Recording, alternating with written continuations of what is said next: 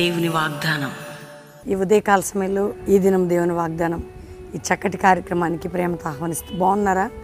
50 దినాలు చక్కటి ప్రార్థనలు జరుగుతున్నాయి. రండి కుటుంబాలుగా బెల్లంపల్లికి. ఇంకా తక్కువ రోజులు ఉన్నాయి. అక్టోబర్ 16 మరి ముగింపు సభ సాయంత్రం 4 గంటలకి.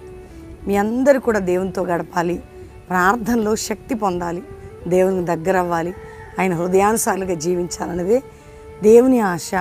మాలో దేవుడు పెట్టిన భారం, ఆ దేవుని భారమేనండి. కాబట్టి ఇంకా ఎవరైనా రక్షణ లేకుండా ఈరోజే యేసు రక్షకుడు నీకోసం ప్రాణం పెట్టి రక్తం కార్చిన యేసుకు నువ్వు సొంతం అయిపోతే నీ జీవితం చాలా బాగుంటుంది. దేవుడు నిన్ను నిత్య జీవం పరలోకం ఇస్తాడు, పాపక్షమాపణ.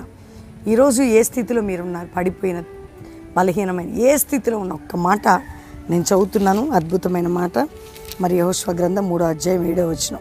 2వ మాటగా, మోషేకు తోడై ఉన్నట్లు నీకు తోడై యుందునని ఇశ్రాయేలు అందరూ ఎరుగునట్లు నేడు వారి కన్నులు ఎదుట నిన్ను గొప్ప చేయ మొదలు పెట్టేదను. దేవుడు తన సేవకుడిని, తన కుమారుని గొప్ప చేయడానికి, అందరి ఎదుట గొప్ప చేయడానికి దేవుడు తోడై ఉంటే ఆత్మీయతగా మనం గొప్పగా ఉంటాం. ఆత్మీకంగా గొప్పగుంటేదారండి అన్ని విషయాల్లో మనకు ఉంటుంది. కొంతమంది డబ్బుంటే గొప్పతనం అనుకుంటారు, పేరుకి అతి కాదండి.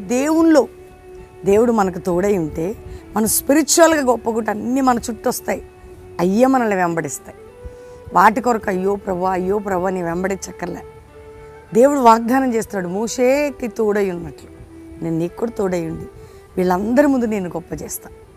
అంత దేవుని మీద ఆధారపడిన తన భక్తుని విడవలే. నువ్వు నేను ఆధారపడితే ఎందుకు విడుస్తాడు ఆయన? నీకు నాకు దేవుడు వాగ్దానం చేస్తున్నాడు, మనం ఆయన తట్టు చూసి బిడ్డలుగా ఉంటే నేను నీకు తోడై ఉండి నేను గొప్పగా చేసేదని అంటున్నాడు ఈరోజు వాగ్దానం. నీకు నేను తోడై ఉండి అందరి ఎదుట నేను గొప్ప చేసేదను.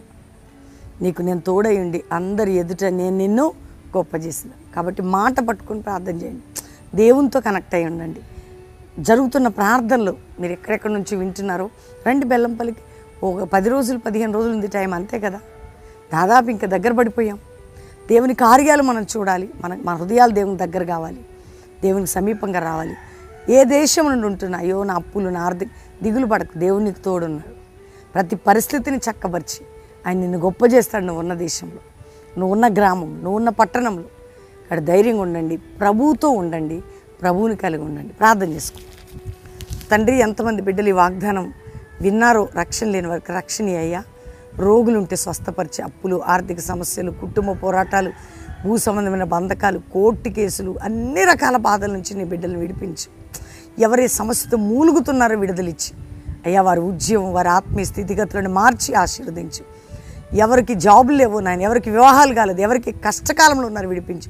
ఏ దేశ రాష్ట్రాల్లో ఉన్న బిడ్డలందరినీ గొప్ప చేయను ఆయన. ఒక్కొక్క దేశంలో ఉండి వారు ఆర్థికంగా మానసికంగా ఎక్కడెక్కడ కుంగిపోయి ఉన్నారు, రక్షించి విడిపించి నీ నామాన్ని గొప్ప చేసుకోవారి ఎదుట. అట్టి కృపను చూపి ఒక ఉద్యోగం లేపయ్యా. పరిశుద్ధాత్మ కుమ్మరి మా మీదే అయ్యా. నీ ఆత్మ కార్యాలు జరిగించి సంఘాలు, అపోస్తుల బోధ నాయన జాషువా జనరేషన్ లేవడానికి కృప చూపి మమ్మల్ని, మా కుటుంబాన్ని, మా బిడ్డలను కూడా కంచి వేసి కాపాడి అయ్యా, జరుగుతున్న దినాల్లో, ప్రార్థన దినాల్లో బలమైన ఉద్యోగం మాకు దయచేసి తోడై ఉండమని. మ్యారేజ్ డే, బర్త్డే బిడ్డల్ని ఈ సంవత్సరం వారిని గొప్ప చేసి కృప తోడుగుంచమని యేసు నామములో అడుగుచున్నాం తండ్రి. Amen, amen, amen. ఈ వాగ్దానం అందరూ లైక్ చేసి షేర్ చేయండి, మంచి కామెంట్స్ పెట్టి దేవుని మహిమపరచండి. 50 రోజులు జరుగుతున్నాయి, దగ్గర పడిపోయాం. అక్టోబర్ 16 ముగింపు సభ సాయంత్రం 4 గంటలకి బెల్లంపల్లిలో.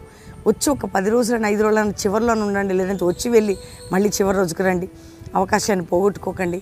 దేవుడు మీ అందరినీ దీవించును గాక. ప్రైజ్.